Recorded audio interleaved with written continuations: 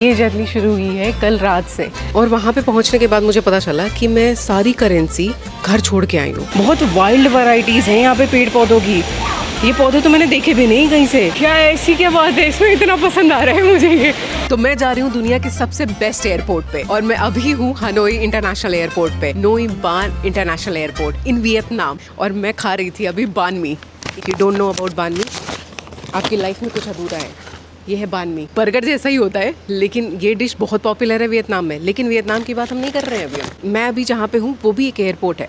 तो एयरपोर्ट की जो सुविधाएं होती है ना वो वैसे ही टॉप नॉच होती हैं, उसमें कोई दो राय नहीं है। लेकिन जिस एयरपोर्ट पे मैं जा रही हूँ वो एयरपोर्ट नहीं है, वो अपने आप में एक सिटी है। वहाँ लोग रहने आते हैं, ट्रांजिट का स्पेशल वो लगाते हैं, वीज़ा लगाते हैं ये लोग। और जिन कंट्रीज़ का ट्रांजिट फ्री है वहाँ पे तो उन लोगों के मज़े ही मज़े। तो मैं तो वीज़ा लगा के जा रही हूँ प्रॉपर उस कंट्री को विज़िट करने। तो अभी मेरी फ़्लाइट है 7:40 की और मैं ऑलरेडी लेट हूँ फ़्लाइट के लिए क्योंकि बान भी दिख गया था मुझे। और वियतनाम की एक और बहुत फेमस चीज़ है, वो है वियतनामीज़ कोकोनट कॉफ़ी। वो मैं नहीं ले पाई क्योंकि मैं वियतनाम दोबारा आऊँगी। तो मैं अचानक से वियतनाम कैसे आई? मैं वियतनाम आई दिल्ली एयरपोर्ट से।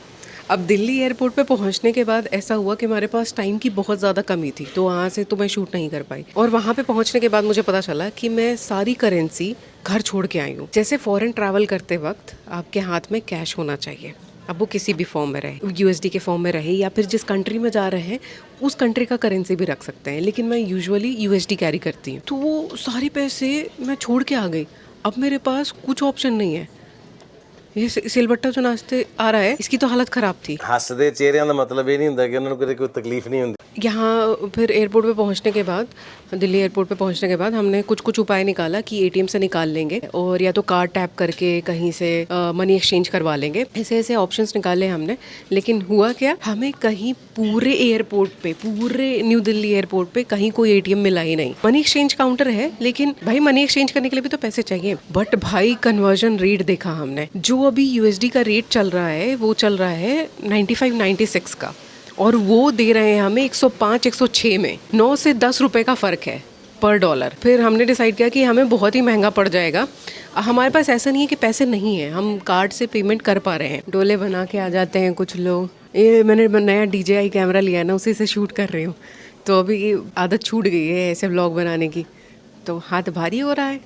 ये कह रहा कि हम डर रहे हैं एयरपोर्ट में बोर्डिंग के टाइम पे। लेकिन लास्ट टाइम क्या हुआ था ना, जब हम इजिप्ट गए थे तो मैंने ना एक ट्रैवल कार्ड ले लिया था। मैंने देखा बहुत सारे ऐड आ रहे हैं इधर उधर, तो उनमें से ना मैंने एक ट्रैवल कार्ड ले लिया था। तो जब हम इजिप्ट गए थे, इजिप्ट के बाद जॉर्डन वगैरह 2-3 कंट्री गए थे, तो वहाँ पे मैंने देखा कि हमें कैश की ज़रूरत ही नहीं पड़ी, कार्ड से काम चल गया।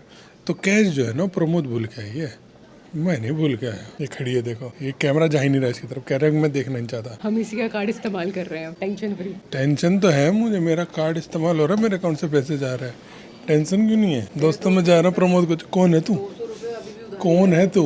तो अब हम लोग ऑल इन ऑल बिना कैश के सिर्फ अपने कार्ड पे रिलाई करके जा रहे हैं बेस्ट एयरपोर्ट पे। तो देखते हैं क्या क्या आफत आती है, चलो चलते हैं। 2000 years later. तो लगभग 11-12 घंटे के इंतजार के बाद मैं आ चुकी हूँ जहाँ मुझे आना था, दुनिया के सबसे बढ़िया बेस्ट इंटरनेशनल एयरपोर्ट पे। Never talk too much, I keep on giving. Gotta move racks to keep on living. Can feel when the lion fibbing. Straight in your eyes and cold as ice. मैं अभी धीरे धीरे immigration वाली line पे जाऊंगी। तो मेरा expectation ये है, मैं जब इधर से निकल रही हूँ तो मुझे कुछ भी आउट ऑफ ब्लू देखने को नहीं मिलेगा। जैसे नॉर्मल एयरपोर्ट्स पे मिलते हैं कि पहले आपको फ्लाइट से निकल के एक रास्ता चुन के इमिग्रेशन की तरफ जाना होता है, तो सिंपली वही रास्ता मिलेगा। मैं चाह रही हूँ कि मेरी एक्सपेक्टेशंस पे खरा ना उतरे, कुछ अजीब सा दिखा दे मुझे, मज़ा आ जाए मुझे। एक नॉर्मल बट क्लीन रास्ता है जो पकड़ते हुए हम जा रहे हैं, पता नहीं कहाँ जा रहे हैं। मैं तो भीड़ को फॉलो कर रही हूँ, भेड़ की तरह। ये जर्नी शुरू हुई है कल रात से। कल रात 11:30 बजे मैं न्यू दिल्ली एयरपोर्ट से बैठ गई एक फ़्लाइट में हनोई के लिए, क्योंकि ये जो फ़्लाइट थी कनेक्टिंग फ़्लाइट थी। मुझे डायरेक्ट फ़्लाइट नहीं मिली जो इतनी चीप हो कि मैं ले सकूं। वो फ़्लाइट में बैठे बैठे मुझे लगता है 3-4 घंटे हो गए, उसमें सोए जगह ऐसे ही रह गए बस। फ़्लाइट में बहुत ज़्यादा कंफर्टेबल नहीं होती हैं चीज़ें। मैं मतलब नज़रें टिकाए बैठी हूँ कि क्यों है ये नंबर 1 एयरपोर्ट, तो मुझे कुछ भी दिख रहा है। और भाई ओमेगा की वॉच लगा रखी है उन्होंने। हम स्काई ट्रेन में जाएंगे। अब जिस जगह पे पहुँचने के लिए हमें अलग से ट्रेन लेनी पड़ रही है, तो सोचो वो जगह कितनी बड़ी होगी। ये देखिए ट्रेन बुला रहा है। ये ना सोने का नतीजा है। तो मेरी बात अधूरी रह गई थी। हाँ, तो मैं यही कह रही थी कि फिर हनोई से हम लोग आए सिंगापुर।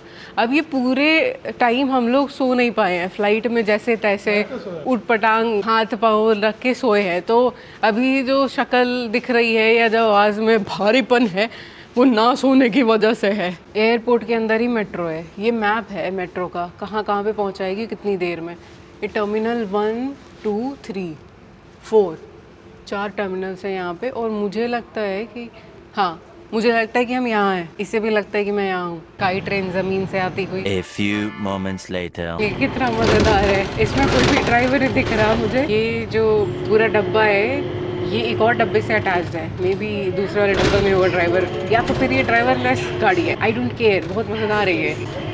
और हम लोग कहीं तो पहुँच चुके हैं। अभी अराइवल के लिए और आगे जाना है। सुंदर सुंदर इतने सारे पेड़ पौधे, नाइस। रिक्शा भी खड़ी है वहाँ पे तो। अरे बाप रे बाप, वो देखो कितने सारे पेड़ पौधे। तो फॉरेस्ट बना रखा है इन्होंने।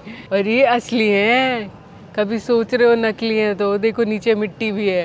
मुझे ऐसा लग रहा है क्योंकि यहाँ पे आने के लिए ना अराइवल कार्ड भरना पड़ता है, प्री अराइवल कार्ड, उसमें सारी डिटेल्स आ जाती हैं। तो मुझे ऐसा लग रहा है कि वहाँ पे बस पासपोर्ट स्कैन होगा और वो लोग हमें अंदर जाने देंगे। यहाँ पे कोई लंबी लाइन नहीं लगेगी। बट यहाँ पे तो बच्चा कॉफ़ी भी है, बच्चा कॉफ़ी बना रहा है, बता। तो हम सोच रहे हैं क्यों ना एयरपोर्ट को थोड़ा सा और स्कैन किया जाए। ये देखो बिना ड्राइवर के गाड़ियाँ घूम रही हैं। ये व्हील चेयर है ना भाई साहब। यूजुअली मेरे को लगता है 4 स्क्रीन में चीज़ें ख़त्म हो जाती हैं, या तो 8 हैं। मैं ये कहना चाह रही हूँ कि मैं ये नहीं समझ पा रही हूँ कि जो मैंने चीज़ें देखी हैं रील्स में, इंटरनेट पे, वो चीज़ें कहाँ मिलेंगी, कहाँ जाना पड़ेगा। बहुत बड़ी जगह है ये और वैसे ही लग रही है जैसे नॉर्मल एयरपोर्ट्स पे दिखती है। सारे महंगे शोरूम्स हैं यहाँ पे। गुच्ची, पीछे रोलेक्स था, प्राडा, टिफनी। और ये क्या है, ये मेकअप की दुकान है सामने जो इतनी लिटअप है। छत तो ऐसा लग रहा है टूट के गिर गई है, उसका डिज़ाइन बना दिया गया है। अब तो भाई मॉल में आ गए हैं हम, इतनी सारी शॉप्स के साथ। एटीएम्स दिखे हैं मुझे, बड़े बड़े एटीएम। और यहाँ से मैं अभी कैश निकालने वाली हूँ। इनफैक्ट निकाल के देखने वाली हूँ, पता नहीं कि निकलेगा कि नहीं निकलेगा। और जाएगा क्या? A few moments later. गड़बड़ी में गड़बड़ी कर दी मैंने। सिलबट्टा मुझे डायरेक्शन दे रहा था कि इसको निकालना है कि नहीं निकालना है, लेट्स डिस्कस। मुझे लगा सिलबट्टा मुझे ऑर्डर दे रहा है कि इसको निकाल दे, पैसे निकाल ले। मैंने कर दिया काम, में एंटर कर दिया। उसके बाद पैसे तो आ गए, पर मुझे लगता है मेरे लगभग 500 रुपये कट चुके हैं। $5 काटे हैं इसने।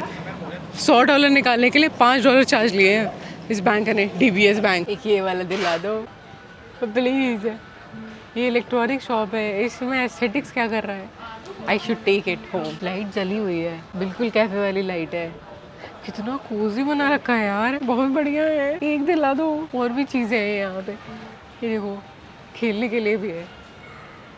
वो वाला झूला जो मुझे स्केरी लगता है, हर भूतिया मूवी में झूला आएगा एनाबेल के साथ। तो बाय द वे अभी हम इलेक्ट्रॉनिक शॉप एक्सप्लोर कर रहे हैं यहाँ पे सारे ब्रांड्स हैं जितना आप एक्सपेक्ट कर सकते हो किसी शॉप में। दोस्तों मुझे मिल गई दुनिया की सबसे बेस्ट जगह। ये है बटरफ्लाई गार्डन, एयरपोर्ट के अंदर बटरफ्लाई गार्डन। ये ना बटरफ्लाईज को पाइनएप्पल का सेवन कराया जा रहा है ताकि बटरफ्लाईज यहीं पे रहें। और ये मुझे भी देने को तैयार थी, मैंने मना कर दिया। और वो फ्लावर्स पे ना ऐसे बटरफ्लाई उड़ के पोज दे रही है। और ऐसे ही पूरा सेटअप नीचे किया गया है। ओह ये देखो, ये कितना डिफरेंट है। ये इसका नाम पता है इस पौधे का मुझे? ये नेक्टर कलेक्टिंग पौधा है। तो यहाँ पे जितने भी पेड़ पौधे लगाए गए हैं कोई भी, वो सब असली है। और देखो बगल में वो है फ्लाइट्स उड़ती हैं। मैंने पूरी ट्रिप प्लान करी है सिर्फ इस एयरपोर्ट पे आने के लिए। ये देखो कितना घना जंगल है अंदर। मुझे तो लगता है बटरफ्लाईज के अलावा भी अगर यहाँ पे चीज़ें मिल जाएं तो मुझे डाउट नहीं होगा। नीचे तो बहुत सुंदर लग रहा है। बहुत वाइल्ड वैरायटीज़ हैं यहाँ पे पेड़ पौधों की। ये पौधे तो मैंने देखे भी नहीं कहीं से। इसके तो पत्ते में ही फूल लग रहे हैं। चलो केव से अंदर चलते हैं।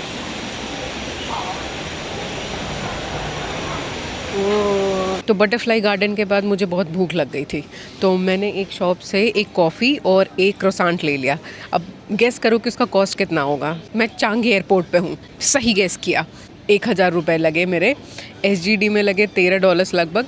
और यहाँ पे मेरे जो बैंक से कटे वो लगभग 1000 रुपये, 1013 ऐसे कटे।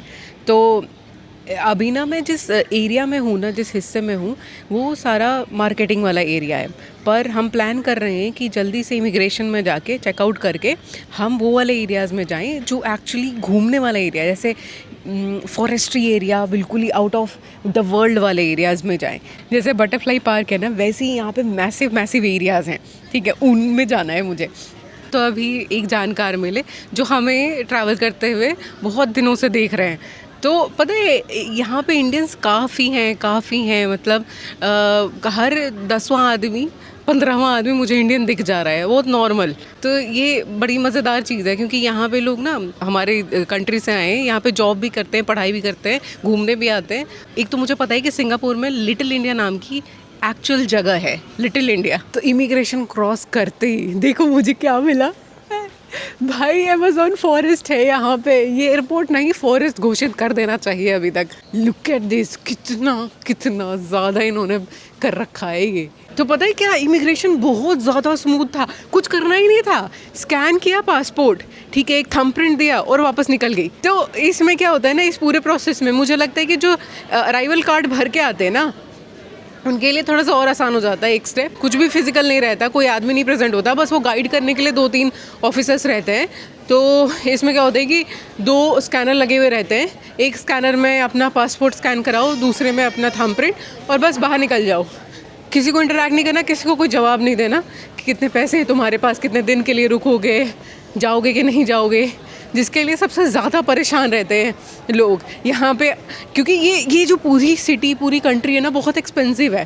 तो ऐसा लगता है कि कहीं ऐसा ना हो कि कुछ डॉलर्स हर एक दिन का दिखाने को बोले या एक्स्ट्रा कुछ मांग लें। मैं तो ऑनवर्ड जर्नी की टिकट भी करा के आई थी, होटल बुकिंग्स भी है मेरी, मतलब सारा कुछ पुख्ता है मेरे पास। अगर दिखाने को बोलते तो मैं करा लेती, लेकिन भाई बात यह है कि क्लैरिटी मिल गई कि यहाँ पे ऐसा कोई सीन नहीं है। अगर आप सिंगापुर का वीज़ा लेके आ रहे हैं और अराइवल कार्ड भर के आ रहे हैं तो विदाउट ग्लिच आराम से इमिग्रेशन क्रॉस कर सकते हैं। यही तो अब मैं जा रही हूँ जूल चांगी की तरफ। मुझे डायरेक्शन मिला है कि इस साइड ही है, पता नहीं किस साइड आ गई हूँ मैं। देखते हैं यहाँ से कैसे पहुँचते, क्योंकि जो बोल रही हूँ ना जगह मैं, जूल चांगी, वहीं पे है सारी चीज़ें वो वाह वाली। तो अब इसके अंदर जाके देखती हूँ मैं। धूम पड़ाक चिक धूम। I am excited and I am tired but I am excited. ये देखो एक बच्चा गिरा, live recording. Fun moments at Changi airport. तो दोस्तों चीज़ें दिखनी शुरू हो गई हैं। ये बिल्डिंग देखो पहले, और ये सब एयरपोर्ट का हिस्सा है। तो ये लंबी वॉक है जो जूल चांगी तक लेके जा रही है हमें। हाँ, पेड़ पौधे दिखने शुरू हो गए। वो जो डोम शेप का है ना, वही है सारा खेला। पता है मैं किस चीज़ के लिए सबसे ज़्यादा एक्साइटेड हूँ यहाँ पे? रेन वॉर्टेक्स के लिए। एक बहुत बड़ा झरना गिरता है एकदम सेंटर से, उसके लिए एक्साइटेड हूँ। बस वो गिरते हुए दिख जाए मुझे, उसके बाद वहीं लेट जाऊंगी भाई साहब। वो जो रेन वॉर्टेक्स की बात करी थी बिल्कुल सामने है मेरे। चल आई एम सो एक्साइटेड। ओ भाई साहब, कितना ऐसे सोचा था मैंने कि यहाँ पे जाऊंगी, एक दिन यहाँ पे जाऊंगी। Dream come true. क्या ऐसी क्या बात है इसमें, इतना पसंद आ रहा है मुझे ये।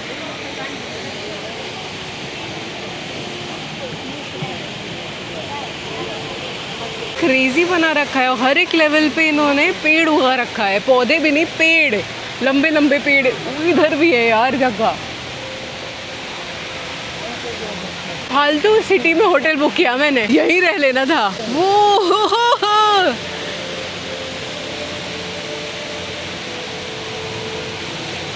देखो आज है मेरा बर्थडे, सच बात तो ये है।